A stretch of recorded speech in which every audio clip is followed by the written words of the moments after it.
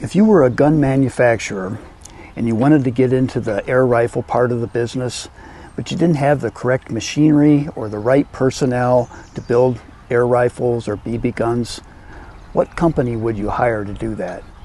Stay tuned, because this video is going to be a real doozy. I'm Riveroo Bay, and welcome to my gun kingdom.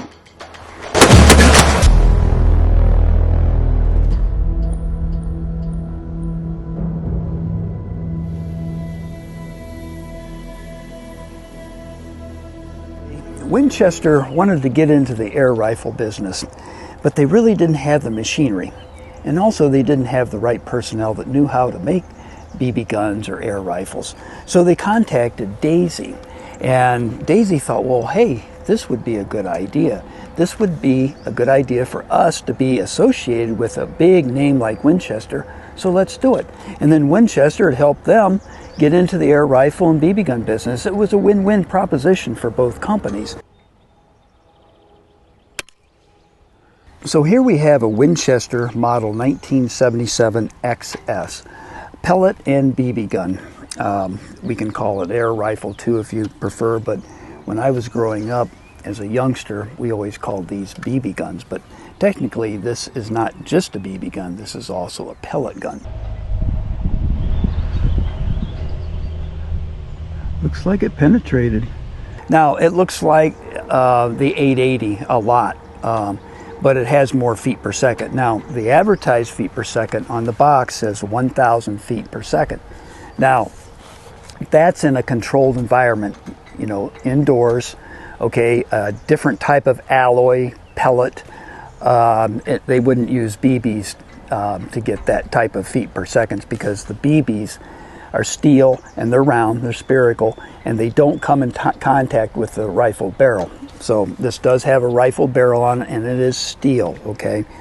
Now, so 1,000 feet per second, that's kind of like stretching it a little bit when you go outside and shoot in an outdoor environment.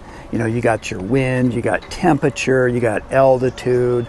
There's all kinds of things that come into play when you shoot outside. So you're probably going to get a little over 800 feet per second. So let's go over the specs of this gun first, and then later we're going to zero the scope in that I put on it, and also we're going to be shooting into this squirrel made out of ballistic gel. So it'll be quite interesting video. But anyway, I wanted to get rid of varmints in my backyard, but I didn't want to draw attention to myself doing this with the neighbors. So I wanted something real quiet. So I bought the gun, and I bought a buck rail silencer for it, as you can see here. And I would say it's probably about 8 inches, but this makes this gun very quiet.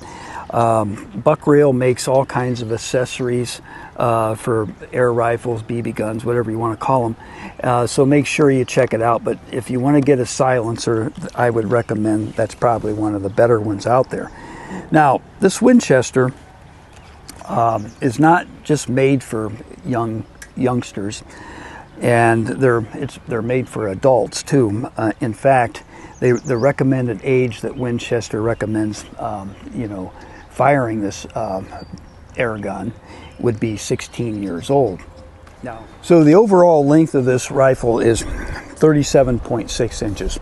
The length of pull is a little over 13 inches. I think it's 13.75 inches. And it weighs, without the scope, 3.1 pounds. So it is a very light rifle. It would be great to start someone out on this gun as long as they have parental guidance. You know, like if you have a youngster that wants to get into target shooting, that would be great. And also, now it does shoot both. It shoots pellets and BBs. Now there is a reservoir on the left side here, and it will hold 50 in the reservoir, okay? And then the pellets, you have to load them one by one. All right, so this gun isn't really, you can shoot BBs out of it, you know, but BBs are steel, made of steel, and they're also spherical. So they're not going to come in contact with the rifle barrel that this gun has. So your alloy pellets are going to come in contact with the rifles and have more of a spin on them. That way they're going to be more accurate. So BBs are going to be less accurate if you decide to shoot BBs out of this gun. All right, but now some say that you shouldn't shoot BBs at all out of this gun because eventually you're going to ruin the rifling. Well, it would take quite a few BBs to shoot through this gun before you'd ruin the rifling.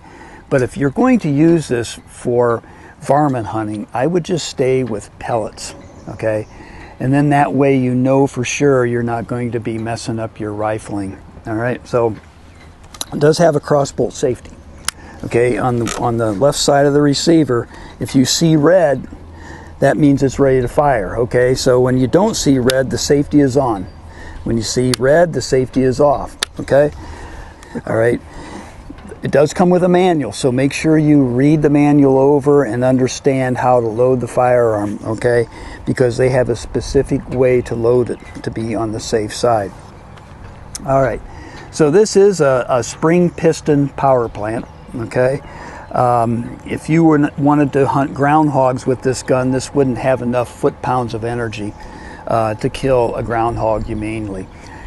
So you'll want to stay with small rodents like, say, either rats, red squirrels.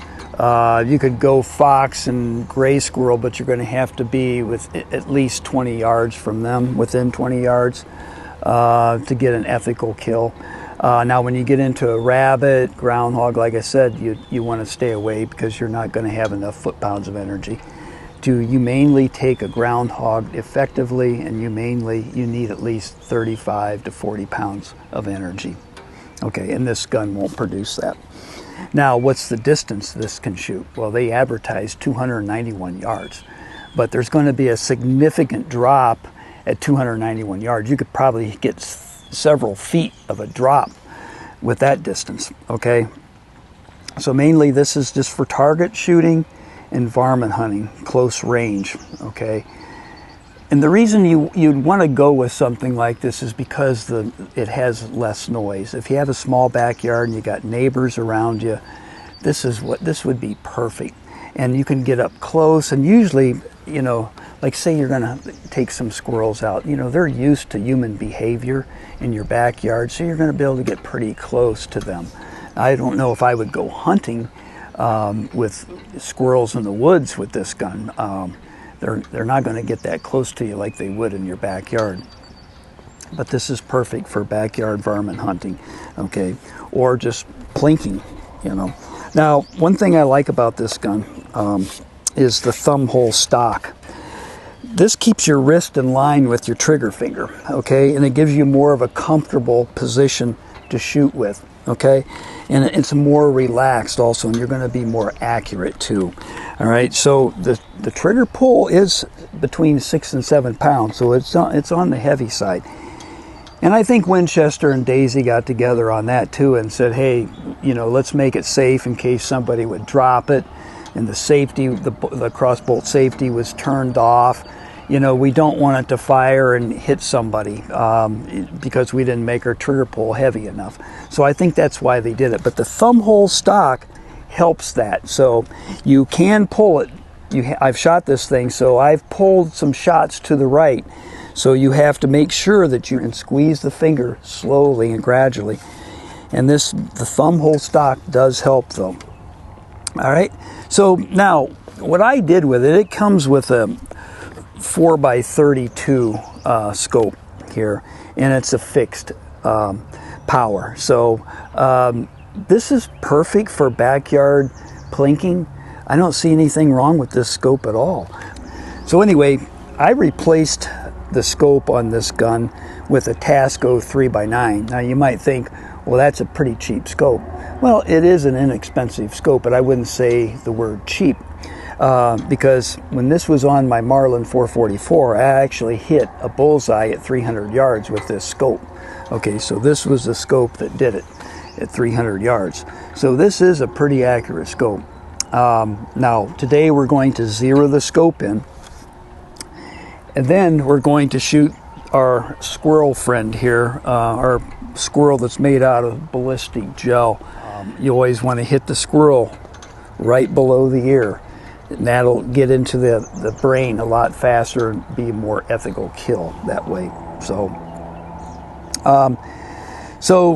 this only has 12 foot-pounds of energy out of the muzzle. And then when you reach 25 or 30 yards, like I said, it's only going to have about 11 foot-pounds of energy. So this is for smaller game. All right, so we're going to shoot the target at about 20 yards today and get it on paper first. And then once we get it on paper and get it close, then we'll put the squirrel out there that's made out of gel, and then we'll shoot that too and see how we do. Now, for target shooting, you would want at least 5 pumps for target shooting. One drawback with this, besides the trigger pull, is it's hard to pump. Okay, once you get past 5 pumps, it's pretty hard to pump. And right here, between the trigger guard and this lever here, you can pinch your hand pretty good. Okay, you can pinch it about right there. I did it myself. Okay, so when you pump it, make sure that your palm is placed forward of this trigger guard. Otherwise, you're going to get it pinched in there. All right. So that's another drawback besides the 6-pound trigger. All right. Other than that, I'd say this is a pretty quiet varmint rifle for the backyard. Let's get started and get shooting. Let's go over the loading procedure according to the owner's manual. And I see a lot of, quite a few people out there not loading the rifle the way the manufacturer recommended. And they do this for your safety. But anyway, all right, so what we want to do, we can't engage the safety, turn it on, until we have the bolt all the way back. Okay, and then we can push the safety in. So if you don't see red on this cross bolt safety, then you know it cannot fire. Okay, so when you see red, the safety is off. All right, so we got the bolt all the way open, and we can pump it up 10 times. Since this gun is going to be used for varmint hunting, I want to zero the scope in at 10 pumps, okay, not 5. If you're just going to be doing target practice with it, then you can go to 10 or 5. There's 1, 2, and don't over pump it. 3, 10. All right, so let's just go ahead and load it. We got the gun pointed down range, and this takes practice. They do make a tool that you can slide it in here, but just take practice to put it in with your thumb. I like to slide it on your thumb, then just tilt the gun down and it should go in. Now let's put it up here on the rest here, lead sled. And we got some winds picking up, don't we? All right, so now to fire it, you have to bolt all the way forward. It might have 2 clicks. And then turn the safety off. Okay, I'm going to put the crosshairs right on the bottom of the bullseye.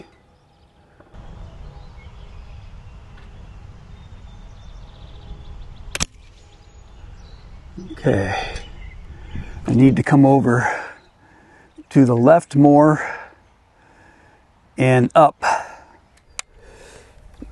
There's 2 clicks. Turn the safety off.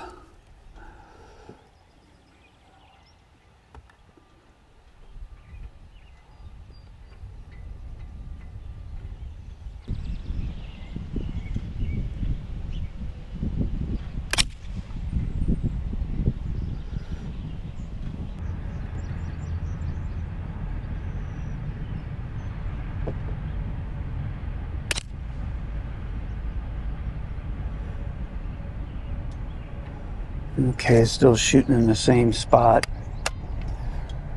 Turn the safety on. All right, so the elevation looks pretty good. I'm not going to mess with the elevation, but I'm going to take it over to the left a little bit more. I just kind of roll that pellet in. Instead of dropping it in, I think that's the best thing to do with it. Okay, we don't have any wind right now, so let's go ahead and close the bolt, turn the safety off.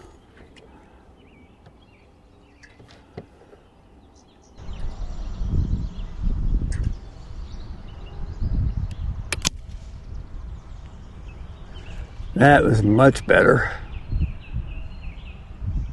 Okay, I'm not going to mess with the elevation. I'm just bring it over to the left again more. Let's open the bolt, put the safety back on.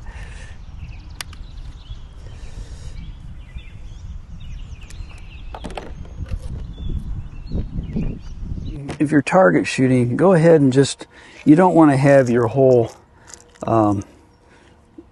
can of pellets out. That's like, there's like 500 in there. So you're going to have better accuracy with the pellets, like I said, because the BBs, if you shoot BBs out of this gun, it's not going to come in contact with the rifling like the pellets are. Okay, we turn the safety off. Okay.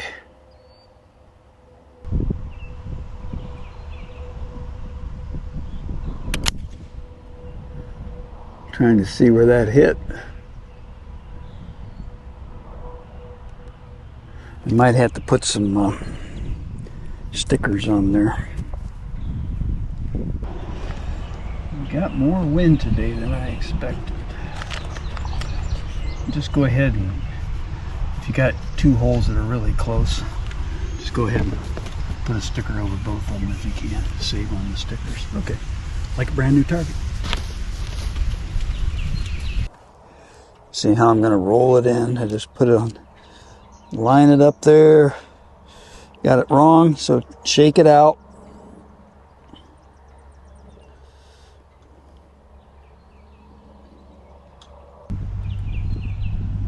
Aim point is the same.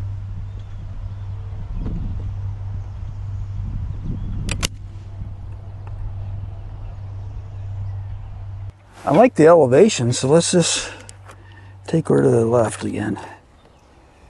I'm afraid if I attach the bottom of that target to my portable target, it'll probably just blow over. That's why I didn't do that.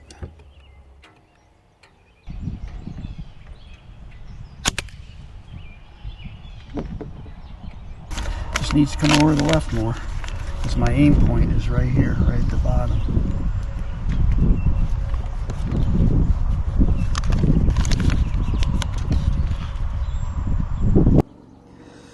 So with that silencer, this gun is really super quiet. All right, but we want to sight it in with the silencer on it, because that's what we're going to be using.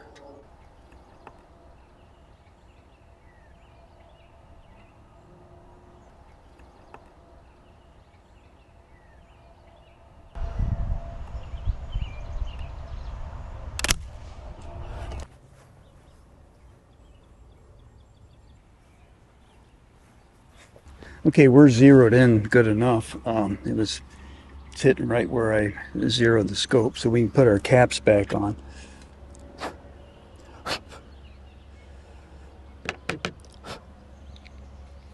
Now we're going to shoot the squirrel made out of ballistic gel. Close range, no more than 25 yards. Closer if you can sneak up. If you're in your backyard and you can sneak up on them, the closer you get, the better, okay, for an ethical kill. Okay, so now where do we want to aim at? We want to aim just below the ear. And the reason you want to aim below the ear is because that's the shortest distance it is once it reaches the skull to the brain, okay? Shortest distance to the brain is right underneath the ear. So try to get as close as you can. Let's close the bolt. Safety comes off. All right.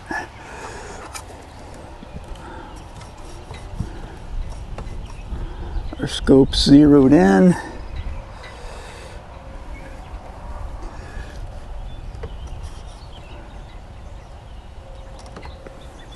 There we go.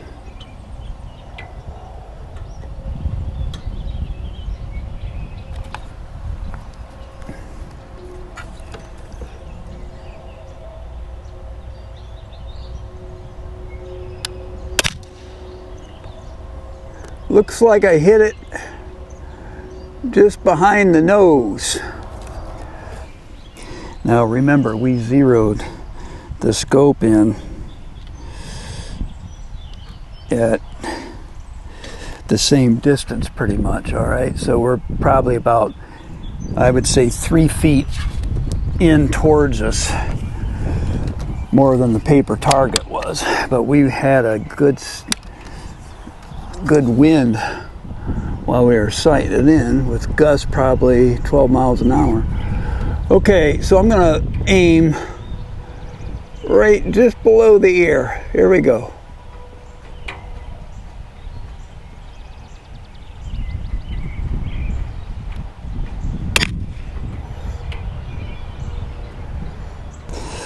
Getting better at loading it.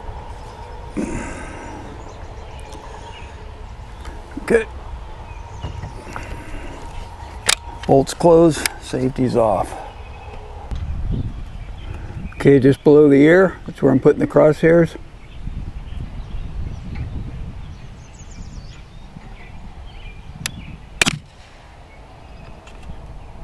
We hit it. Not sure where we hit it. Let's go out and take a look. A little bit high, would have got it in the eyeball. All right. So there we go. Okay, so with the wind today, I would say we had a successful day zeroing the rifle in with the scope. And you want to make sure when you zero your scope in, always make sure it's set on the highest power, okay? Now, the last thing we did was we shot this squirrel made out of ballistic gel. And we shot at it 3 times. We hit the target 3 times. So the first time I hit, I would say 3/4 of an inch behind the nose. And then the second time I shot right here, it was probably, an inch behind the nose. And then here, I got in the eyeball. Okay, if you get in the eyeball, the squirrel's humanely killed for sure. It'd go right through the brain. But the best shot to access the brain a little bit quicker, it all depends on the angle of which the pellet penetrates, but this probably would have been a kill all 3 times. So we did good today considering the wind, like I said. So just remember, with these rifles, they're very versatile rifles. And Winchester couldn't have done any better by getting Daisy to make their air rifle for them to get into the air rifle business. But anyway, it's a very versatile firearm. It's great for target shooting, and you only have to pump it up 5 times. And if you're under 16, make sure you have parental guidance, and also your big brother or big sister or father or mother will have to help you pump it up. So it is a little bit hard to pump up, especially after you go past 5 pumps. So that's the only drawback with the gun. And also the trigger is a 6-pound trigger. But Winchester and Daisy, I'm sure, decided to make the gun safe, make it at least a 6-pound trigger. Now, there's some people out there that are getting between 6 and 7-pound pull, so it could be on the higher side, a little more than 6 pounds, closer to 7-pound pull. But with this thumb grip, which helps align your wrist in line with your trigger pull, makes it more comfortable, and you're able to be more accurate this way. So I do like the thumb hole right here. All right, but all in all, it's a great varmint rifle, and with the silencer on, your neighbors, if you're shooting in your backyard, you want to get rid of some varmints, your neighbors aren't going to hear this. So, but just make sure you've got to be in range with this rifle. This isn't a high performance rifle. You're only getting a little over 800 feet per second with this, and then, like I said too, 11 pounds of energy when you hit that target within 25, maybe 30 yards max. We were about 20 yards when we shot this squirrel. So for an ethical kill, make sure you get as close as you can, but stay away from shooting groundhogs, rabbits, anything bigger than a squirrel with this firearm. Okay, to humanely kill, you know, a groundhog and rabbit, it's gonna require a lot more foot-pounds of energy. To kill a groundhog, you need at least 40 pounds of energy to kill a groundhog humanely, and also a rabbit. So this would be great for birds that are a nuisance in your yard, and rats, red squirrels for sure. When you get up to like gray and fox squirrels, just make sure you get a little bit closer and get within, you know, try to get within 20 yards, 15 yards, somewhere in there, and make sure you get the right placement on the squirrel, right below the ear. All right, but so anyway, I hope you liked this video and I helped you out. And if I did, make sure you hit that like button down there, subscribe, share it with your friends and family, and make sure you leave me a comment down below and let me know what kind of rifle that you use in your backyard. Is it an air rifle or is it a 22? All right, so just stay in touch and let me know. Thanks for watching.